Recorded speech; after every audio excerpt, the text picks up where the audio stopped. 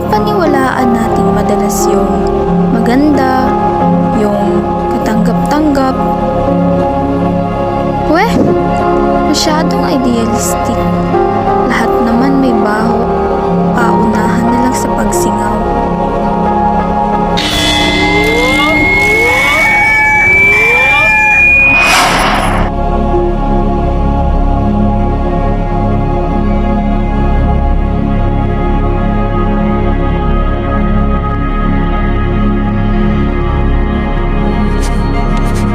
Balot!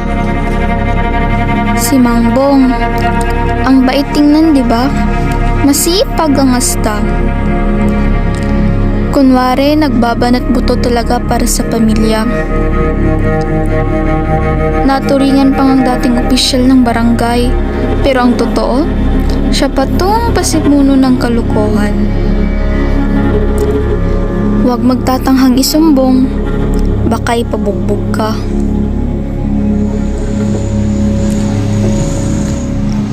Yung sabungan sa kanto, siya ang sponsor. Doon din naman napupunta lahat ng kita niya Kung sino pa ang dapat takbuhan, siya pa tong tumatakbo palayo sa tama. Ay, si sister naman. Tipikal na religious ang pormahan. Kapag kasama ang kanyang mga kasisters, puro word of God, puro panalangin. Kaya siya magbigay daw sa simbahan para malangit. Perfect daw dapat ang attendance para ma-very-good ka ni San Pedro.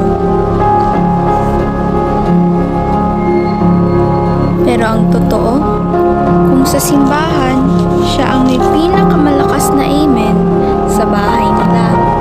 Siya ang may pinakamalakas na gago, walang hiya, bobo at buo.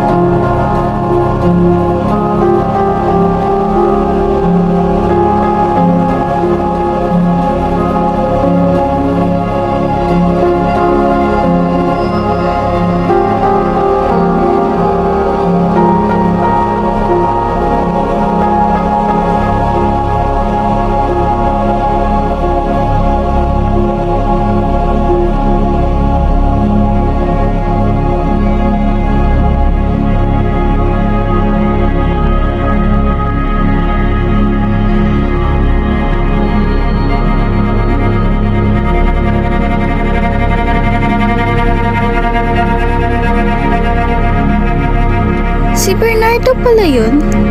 Akala ko kung sinong babae.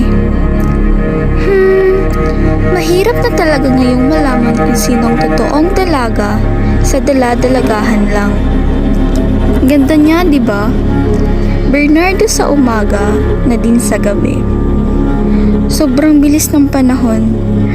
Dami na nang bago sa kanya. Marami.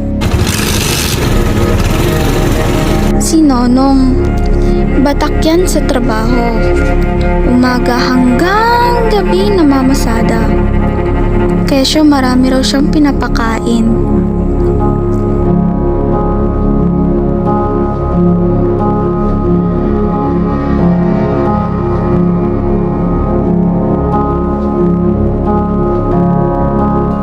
Sa bagay, sa dami ba naman ng babae, sino nga namang hindi mauubusan?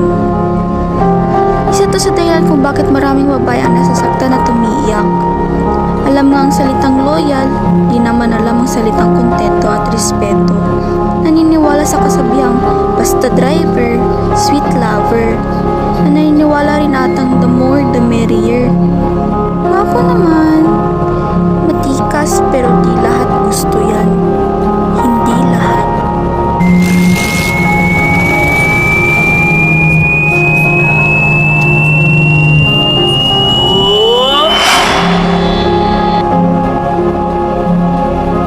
Si nurse. Akala talaga baliw ako.